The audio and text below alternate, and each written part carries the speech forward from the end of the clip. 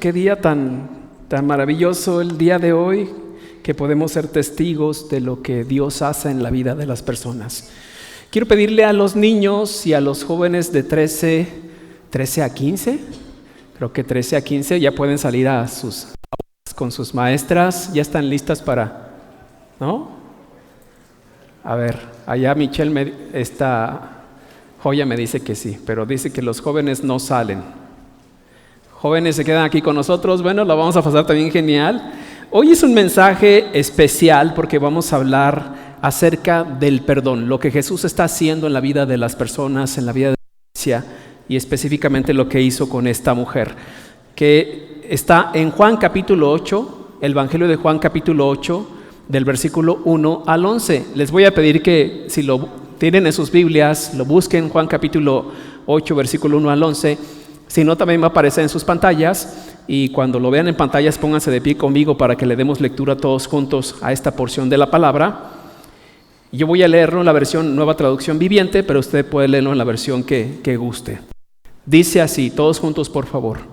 Jesús regresó al monte de los Olivos, pero muy temprano a la mañana siguiente estaba de vuelta en el templo. Pronto se juntó una multitud y él se sentó a enseñarles. Mientras hablaba, los maestros de la ley religiosa y los fariseos le llevaron a una mujer que había sido sorprendida en el acto del adulterio. La pusieron en medio de la multitud. Maestro, le dijeron a Jesús, esta mujer fue sorprendida en el acto del adulterio. La ley de Moisés manda apedrearla. ¿Tú qué dices? Intentaban tenderle una trampa para que dijera algo que pudiera usar en su contra. Pero Jesús se inclinó y escribió con el dedo en el polvo. Como ellos seguían exigiendo la respuesta, él se incorporó nuevamente y les dijo, muy bien, pero el que nunca haya pecado, que tire la primera piedra. Luego volvió a inclinarse y siguió escribiéndolo en el polvo. Al oír esto, los acusadores se fueron retirando uno tras otro, comenzando por los de más edad, hasta que quedaron solos Jesús y la mujer en medio de la multitud. Entonces Jesús se incorporó de nuevo y le dijo a la mujer, ¿dónde están los que te acusaban? ¿Ni uno de ellos te condenó? Ni uno, Señor, dijo ella. Yo tampoco, le dijo Jesús, vete y no peques más. Señor, te damos gracias por tu palabra, por tu bondad en nuestras vidas. Te pedimos que nuestra mente, corazón, alma, espíritu esté dispuesto, Señor, listo para recibir lo que tienes para nosotros el día de hoy. Y lo que intenta impedir que esto sea una realidad, Señor, preocupaciones, pendientes, problemas, queremos entregarlos a ti en este momento, Señor, para que tú te hagas cargo de ellos y nosotros podamos conectar contigo a plenitud. Háblanos, queremos escucharte. Y a mí úsame solamente como instrumento tuyo y tú recibe toda la gloria y la honra porque eres digno. En el nombre de Cristo Jesús, y todos decimos, amén. Tomen su lugar, por favor. Ustedes saben que la culpa o la culpabilidad ha hecho estragos en la vida de miles y millones de personas en todo el mundo. En mi libro tengo todo un capítulo que habla de ello, en la batalla de la culpabilidad, y créeme que no deja nada bueno en nuestra vida, porque la culpa no es útil para avanzar. Es más, tiene todo el efecto contrario. La culpa te detiene. Te diré algunas cosas que provoca en ti. Te detiene demasiado tiempo, en ocasiones años, en el dolor y el remordimiento por las equivocaciones del pasado. Muchos de nosotros seguimos en ese punto donde nos equivocamos, donde cometimos un error y todavía lo traemos a la mente. Años y años pensando en lo mismo. Es que yo hice, es que yo dije, es que no hubiera dicho, es que no hubiera hecho. Así que nos detiene demasiado tiempo en el remordimiento y en el dolor. Te convierte en una persona amargada y resentida con la vida. La culpa nunca va a producir gozo en tu vida, te va a amargar. Y evita que puedas confiar en Dios, en ti y en los demás, sumiéndote en la soledad. Por eso, en esta ocasión, a la luz de la historia que leímos, conocida como la mujer adúltera, veremos cuáles son las diversas perspectivas que hay acerca de la culpa y su efecto en la vida de la persona. Pero también veremos una solución para ella. Así que, ¿cuáles son las tres perspectivas acerca de la culpa? Va a aparecer en sus pantallas. Primero, la perspectiva ¿de quiénes? De los religiosos. Esto está en el capítulo 3 al 6 del pasaje que leímos. Me encantaría que los hombres me ayudaran a leer esta porción de la palabra de Dios, por favor. Mientras hablaba, los maestros de la ley religiosa y los fariseos le llevaron a una mujer que había sido sorprendida en el acto del adulterio. La pusieron en medio de la multitud. Maestro, le dijeron a Jesús, esta mujer fue sorprendida en el acto del adulterio. La ley de Moisés manda apedrearla. ¿Tú qué dices? ¿Tú qué dices? La acusación era grave. Esta mujer fue sorprendida en el acto del adulterio y la ley de Moisés dice que debe morir. ¿Tú qué dices? Los acusadores se basaban en los siguientes elementos para su juicio. Hay algunas cosas que van a aparecer ahí. Primero, lo que decían los rabinos. Los rabinos decían lo siguiente: todo judío debe morir antes de que cometa idolatría, asesinato o adulterio. ¿Antes de que cometa qué? Idolatría, asesinato y adulterio. Y quizás algunos de ustedes están pensando, ¿qué no está mal la declaración? No debería decir todo judío debe morir después de que cometa idolatría, asesinato o adulterio. No, porque en la mente de los rabinos era preferible morir antes que pasar por cualquiera de esas cosas. Por eso decían, es preferible morir antes de pasar por ello. Así que era lo que decían ellos. También lo que dice la ley. Levítico capítulo 20, versículo 10 es bien claro. Tú puedes leerlo en tu Biblia también. Dice, si un hombre comete adulterio con la mujer de su prójimo, ¿qué debe suceder? El adúltero y la adúltera indefectiblemente serán muertos. Era una ley muy dura en ese momento. Imagínate si aplicáramos en nuestra actualidad este tipo de castigos, medio mundo estaría muerto.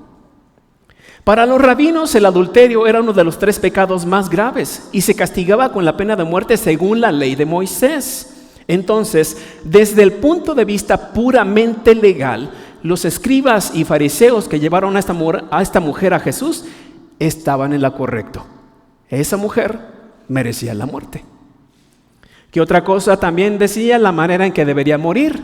Mira lo que dice Deuteronomio capítulo 22, versículo 23 y 24. Dice, si en una ciudad un hombre se encuentra casualmente con una joven virgen ya comprometida para casarse y se acuesta con ella, ¿llevarán a quién? A ambos a la puerta de la ciudad y los apedrearán hasta matarlos, es decir, donde todos lo vean.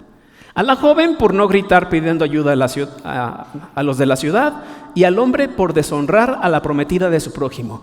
Así erradicarás el mal que haya en medio de ti. De acuerdo con el pasaje, la pena de muerte era la sentencia para algo como esto. Era un acto público y cruel, pues no era morir por inyección letal, sino apedreados.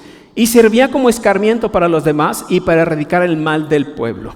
Hasta aquí todo iba bien, de acuerdo a la interpretación de los religiosos de la época. Solo faltaba algo.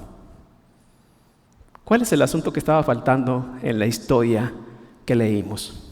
¿Qué era lo que faltaba? ¿Alguien tiene una idea? Llevaron a la mujer para que Jesús la juzgara. ¿Qué era lo que faltaba? ¿Quién dijo el hombre? Venga, caballero, por su regalo. Regularmente no pone atención, pero hoy sí puso atención. Así que hoy le vamos a dar su regalo. Muchísimas felicidades. Todo estaba bien, de acuerdo a la interpretación de los judíos de la época. Llevar a la mujer para ser apedreada porque fue encontrada en el acto mismo del adulterio. Nada más se les olvidó llevar también al muchachón. Se les olvidó llevárselo. El versículo 3 dice que la mujer fue sorprendida en el acto. No es que alguien les dijo, oigan, pues yo vi a fulana que se metió con alguien allá al hotelito y salieron muy contentos y esto y lo otro. No, en el mismo acto las encontraron, lo que implicaba que también el hombre fue sorprendido, ¿correcto? También estaba ahí. Pero ellos solamente llevaron a la mujer. Y eso es lo que los religiosos siempre van a hacer. Distinguirán entre uno del otro. Y serán prontos para aplicar lo que dice la ley, pero lentos para aplicar lo que dice la misericordia. Pero a ellos no les interesaba realmente cumplir con la ley, No era que fueran muy importante para sus vidas lo que Dios decía, sino que todo ese teatrito que habían armado era para tenderle una trampa a Jesús. Por lo menos eso es lo que dice el versículo 6. Así que los religiosos estaban listos para tenderle una trampa mortal a Jesús. Mira lo que dice el versículo 6. ¿Me ayudan mujeres a leerlo, por favor? Intentaban tenderle una trampa para que dijera algo que pudieran usar en su contra. Pero Jesús se inclinó y escribió con el dedo en el polvo. Así que la intención de los religiosos era llevar el caso a Jesús no para saber su opinión, sino para tenderle una trampa y tener una razón para acusarlo. Así que humanamente hablando, Jesús tenía dos opciones. La primera, condescender con el deseo de los líderes religiosos. Pero si decía que la mujer tenía que ser apedreada, Jesús perdería su reputación de ser un maestro bonachón, de ser el maestro amable, compasivo, perdonador que vemos en los evangelios. Así que si Jesús decía, es cierto, es lo que dice la ley de Moisés, ella debe morir, en ese momento perdería esa fama delante de las personas que lo seguían. Pero si elegía perdonarla, que era la otra opción que tenía, los líderes tendrían todos los elementos para decir que él enseñaba a quebrantar la ley de Moisés, que estaba perdonando y hasta fomentando el adulterio. Ahora se pueden dar cuenta de la maldad que había en estos hombres. Eran religiosos, pero no eran nada espirituales. Y es que son dos cosas bien diferentes. Podemos cumplir con lo que dice la religión, pero al mismo tiempo tener un corazón frío, apartado y alejado de Dios. Ahora, ¿qué es más importante para Dios? ¿Que cumplas con lo que dice la religión o que vivas de una manera que refleje que Él está en ti? Pues yo creo que lo segundo, ¿no? Porque podemos conocer todo lo que dice la Biblia, todo lo que dice la doctrina, todo lo que enseña la religión, pero vivir apartados de Él. Por eso Jesús decía, muchos en aquel día me dirán, maestro, maestro, y Jesús, ¿sabes qué? Ni te conozco, cuate, ni te conozco.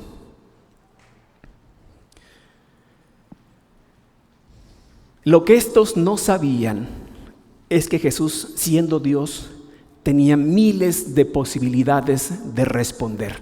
No solo era blanco o negro. Para la mente de los líderes en ese tiempo era o condenas como dice Moisés o perdonas como dices tú. Pero Jesús optó por algo más elevado, que era confrontar a los presentes. Y eso lo veremos en un momento. Así que cuando pienses que solamente tienes dos opciones en la vida para tus problemas, para tus luchas, tus necesidades, recurre a Dios, porque Él tiene infinitas posibilidades para ayudarte. Tú dices, pues o es derecha o es izquierda, pastor. Y Dios dice, no, hay muchas más posibilidades que yo tengo para ti. Así que esta era la perspectiva de los religiosos de la época. ¿Correcta bíblicamente hablando? Sí, claro que sí, pero carecía de toda misericordia. ¿Cuál es la perspectiva ahora de la mujer? Vamos a ver cuál es la perspectiva de la mujer. Vamos a ver qué dice el versículo 3. ¿Me ayudan todos a leerlo, por favor? Mientras hablaba, los maestros de la ley religiosa y los fariseos le llevaron a una mujer que había sido sorprendida en el acto del adulterio. La pusieron en medio de la multitud. Mira qué abusados son. Jesús viene del huerto de Getsemaní y hay un grupo de personas que lo están siguiendo y aprovecha el tiempo para enseñarles y hablarles de la misericordia, del amor de Dios, de cómo Él está más interesado en cómo está nuestro corazón que en cómo está nuestro conocimiento de lo que dice la ley. Y estos aprovechan el momento, llevan a la mujer y en medio de toda la multitud que Jesús enseñaba, es que le dicen, ahí está, Moisés dice eso, ¿tú qué opinas? Así que el mal también va a aprovechar las oportunidades que Dios crea para ponernos a prueba. También, la mujer tuvo que experimentar la culpa, el dolor y muchas emociones encontradas por 3 causas por lo menos. Va a aparecer ahí en la pantalla. Primero, la culpa de su propio pecado.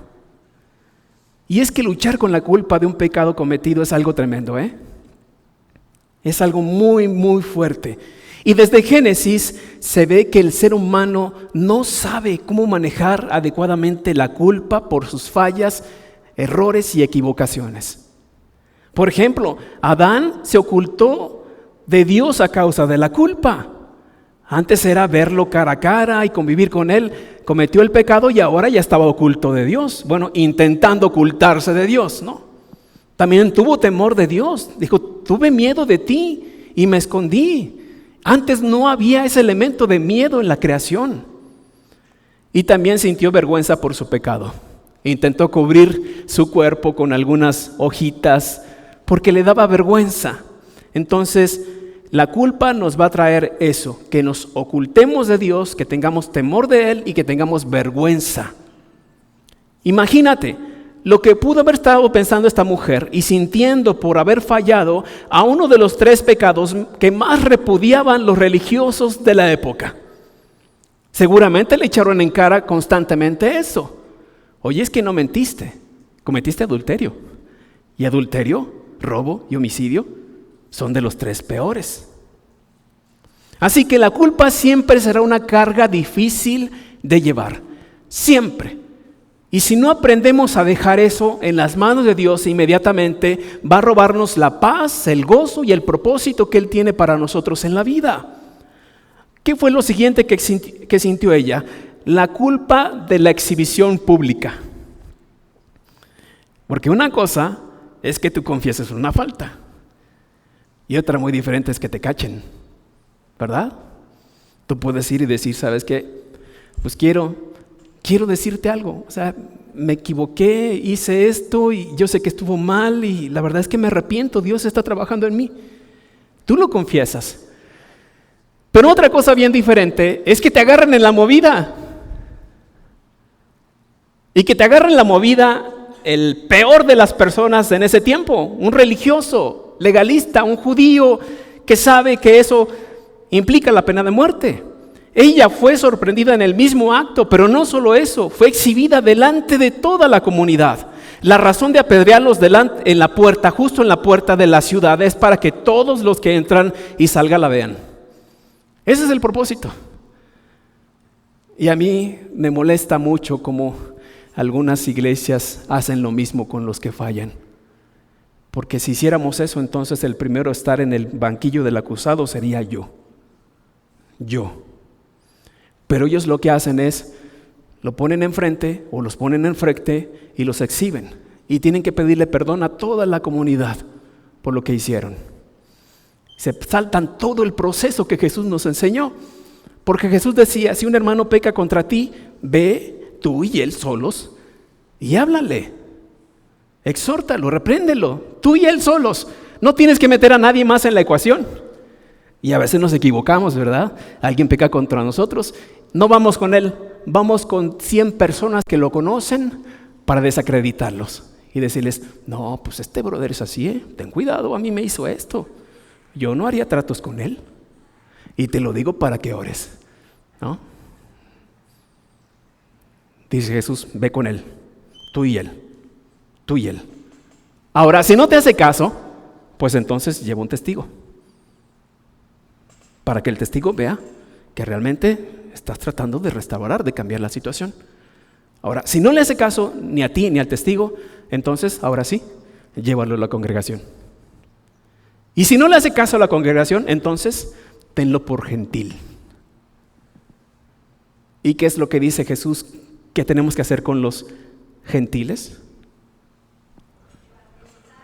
Amarlos, hablarles de Jesús. A veces, no, es que pues, hay que expulsarlo de la iglesia. Y dice Jesús, no, nos expulsaríamos todos. Hay que tratarlo con amor y hablarle de Jesús. Pero ella no solamente experimentó la culpa pública, de la exhibición pública, también experimentó la culpa por la presencia del Dios hecho carne. No sé qué le hayan dicho esos líderes a la mujer cuando la encontraron en el acto sexual con un hombre que no era su esposo. Posiblemente le dijeron: te vamos a llevar con un hombre que está obrando muchos milagros y que dice que es el Mesías. A ver qué dice él de tu pecado. Si es quien dice ser, estará de acuerdo con que te apedreemos. Así que la llevan a él, la tiran al suelo y allí está, delante del Dios santo, perfecto, justo y eterno, con vergüenza de levantar la mirada. Sabe quién es él, pero no le pide ayuda porque recuerda todas las veces que le ha fallado, todas las veces que le ha hecho promesas y las ha roto, y cree que Dios no la va a perdonar. Y lo mismo pasa con nosotros.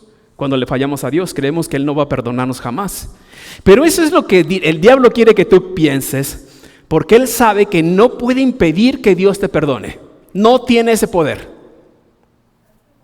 Pero si evita que tú vayas a Dios y le pidas perdón por cualquier error o equivocación que hayas cometido, entonces ya ganó.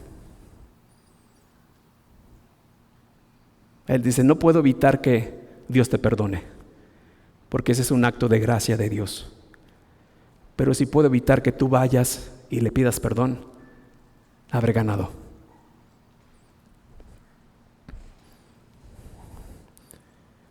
Tú y yo sabemos qué es lo que dice la Biblia con respecto al perdón de Dios, que es gratuito, inmediato y completo por lo que Jesús hizo en la cruz. Por eso podemos ir a Dios, por eso. Pero esta mujer solo sabía lo que los líderes religiosos de la época le habían dicho, que la llevarían ante Jesús para que la condenara. Así que era una lucha muy fuerte. Y finalmente, la perspectiva de Jesús mismo. ¿Me ayudan a leer todos lo que dice el pasaje que aparecerá a continuación, por favor? Pero Jesús se inclinó y escribió con el dedo en el polvo. Como ellos seguían exigiéndole una respuesta, Él se incorporó nuevamente y les dijo: muy bien, pero el que nunca haya pecado, que tire la primera piedra. Luego volvió a inclinarse y siguió escribiendo en el polvo. Al oír eso, los acusadores se fueron retirando uno tras otro, comenzando por los de más edad, hasta que quedaron solo Jesús y la mujer en medio de la multitud. Entonces Jesús se incorporó de nuevo y le dijo a la mujer: ¿dónde están los que te acusaban? ¿Ni uno de ellos te condenó? Ni uno, Señor, dijo ella. Yo tampoco, le dijo Jesús. Vete y no peques más. Cuando los líderes religiosos, que se creían puros y jueces de la vida moral de los demás, llevaron a la mujer a Jesús, Él no responde inmediatamente. No lo hace inmediatamente, sino que se inclina y empieza a escribir con el dedo en el polvo. Y siempre les he dicho esto: Jesús era intencional en todo lo que hacía. ¿Qué era Jesús? Intencional. El pasaje no dice que se puso a hacer garabatos para ver si los acusadores se cansaban de esperar una respuesta y se iban. Dicen que escribía algo. Ahora, hay algunos que han hecho interpretación de esto. Nos dice que posiblemente Jesús estaba enseñando o escribiendo en el suelo las faltas o los pecados de los que estaban presentes. Ellos dicen, puede ser una posible explicación de que estaba escribiendo los pecados de los que estaban presentes para enseñarles que sus faltas también estaban a la vista de Dios y que no tenían autoridad moral para juzgar la vida de otros. Y eso me muestra que cada vez que tengamos la tentación de hacer un juicio sobre los pecados de los demás, requerimos recordar que los nuestros también están a la vista de Dios.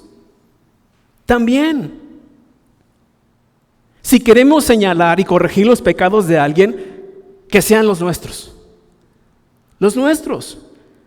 Porque Jesús decía que cuando dejemos de estar viendo la paja en el ojo del otro y nos encarguemos de la viga que tenemos en el propio, entonces verdaderamente nuestra vida va a ser transformada y esta iglesia va a ser un lugar de restauración para muchas personas, no de juicio ni de condenación, sino de restauración. Cuando Jesús dice, el que esté libre de pecado, que tire la primera piedra, estaría confrontando directamente la hipocresía de los fariseos, llevándolos a reflexionar sobre su propia condición espiritual. Y funcionó. Porque todos los que estaban acusados, ustedes recuerdan, Jesús tenía un grupo de personas que estaba enseñando y los líderes llegaron con otro grupo de personas que estaban acusando. ¿Quiénes se fueron? Los que estaban acusando. A los que Jesús estaba enseñando se quedaron ahí, Jesús, la mujer y los que estaban escuchando la palabra de Dios. Pero los que se fueron los que estaban acusando. Y se fueron del más grande al más joven. ¿Por qué del más grande al más joven? Pues porque hemos estado más tiempo en la tierra y hemos cometido más errores, ¿verdad?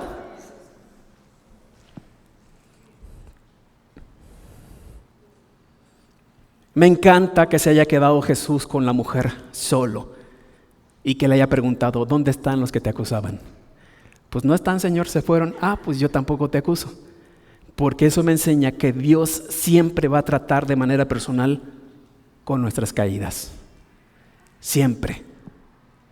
Ahora, ¿cómo trató Jesús a la mujer?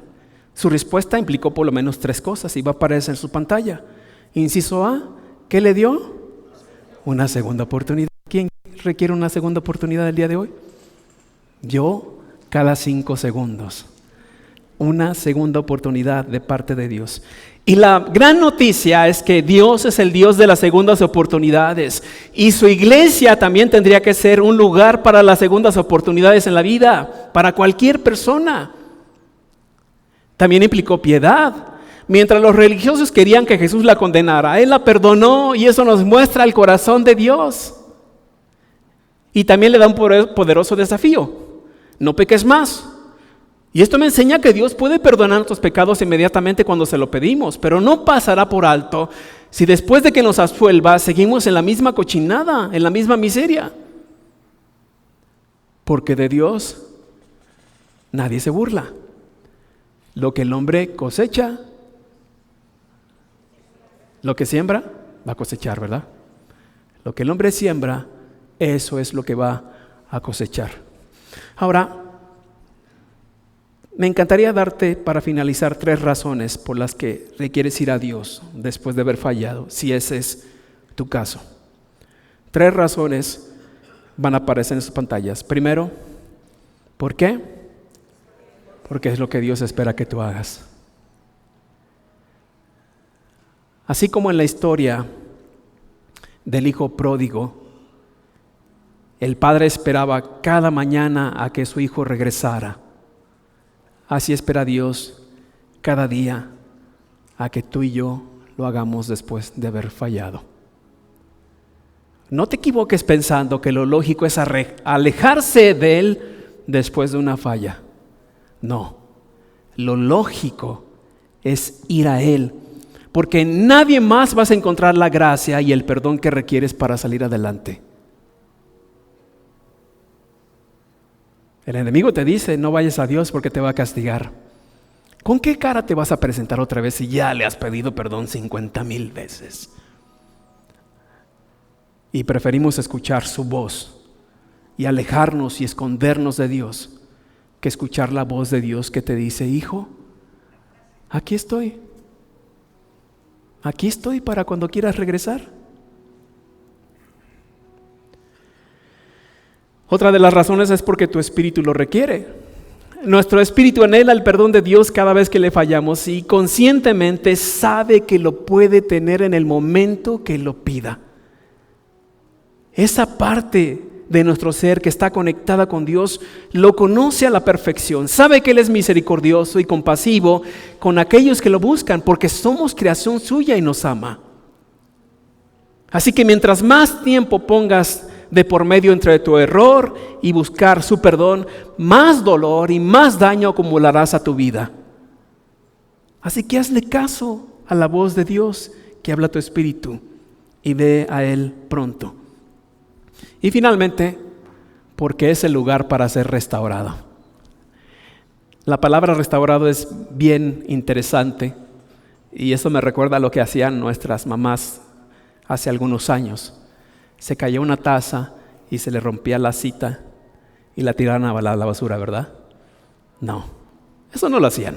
Eso lo hacemos nosotros ahorita.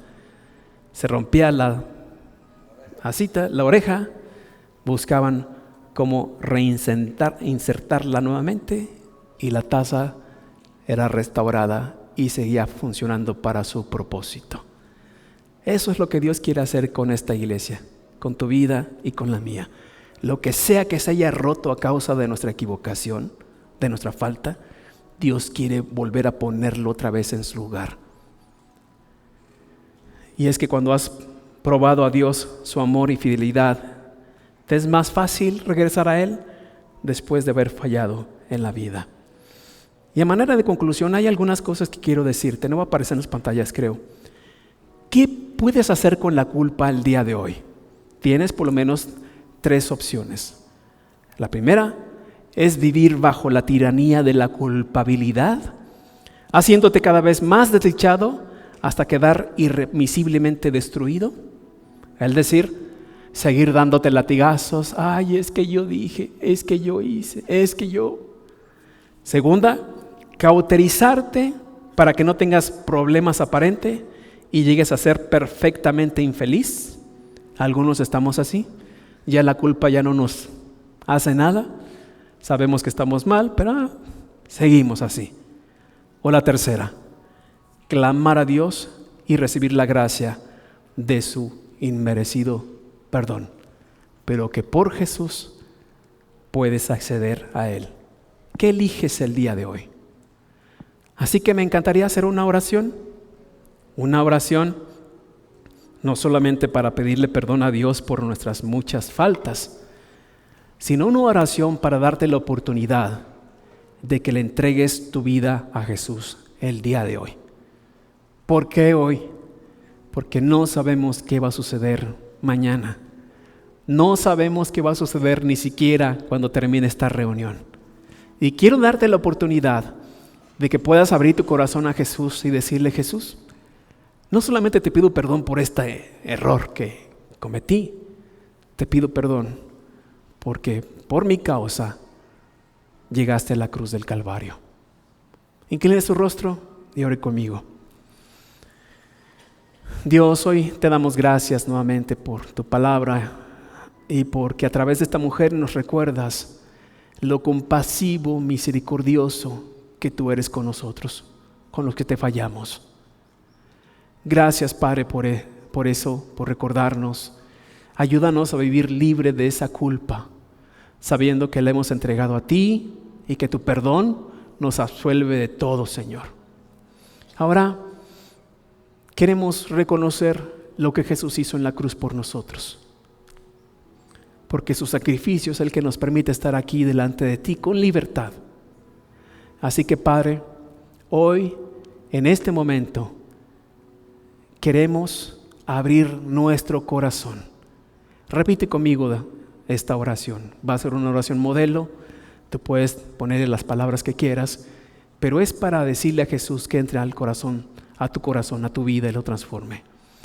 Señor Jesús, el día de hoy, conscientemente, hoy elijo abrirte el corazón, abrirte mi mente, abrirte mi vida por completo. Reconozco que tú muriste en la cruz por mis pecados, pero que también resucitaste y estás a la derecha de Dios e intercedes por mí. Entra a mi vida y hazme la persona que quieres que sea. Hoy quiero honrarte, hoy te recibo y te hago el Señor y Salvador de mi vida. Así como estamos con nuestra cabeza inclinada, nuestros ojos cerrados, me encantaría preguntar si alguien hizo esta oración por primera ocasión. ¿Puede levantar su mano, por favor? Que Dios te bendiga, que Dios les bendiga. Gracias por esas manos levantadas, porque es un llamado de Dios a tu vida. Mantén tu mano levantada porque tenemos un equipo de personas que se van a acercar a ti para ayudarte, orar por ti y decirte de qué manera puedes seguir con tu caminar con Cristo Jesús. Padre, gracias por esta bendición. Y sabemos, como dice tu palabra, que hay más gozo en el cielo por un pecador que se arrepiente que por 99 que no necesitan de que arrepentirse. Gracias por esa bendición. En tu nombre oramos y todos decimos, amén. Que Dios les bendiga.